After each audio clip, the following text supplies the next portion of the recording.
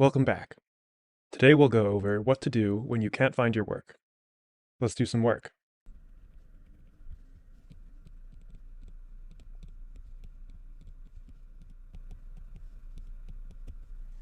Okay, we've got a lot of work on our canvas now. We wouldn't want to lose it. Let's say we zoom out and get lost.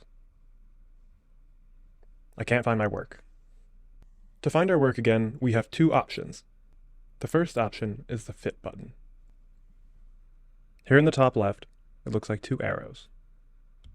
When I click on it, it fits my work to the canvas. Now we can see all of our work. However, that doesn't work every time. Let's say I get lost again and can't find my work.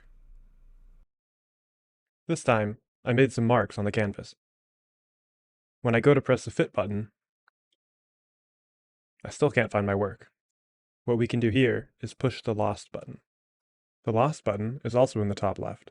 It has an exclamation point.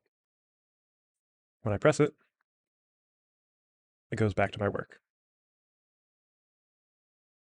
You may have to press it a few times, depending on how much work you have on your canvas.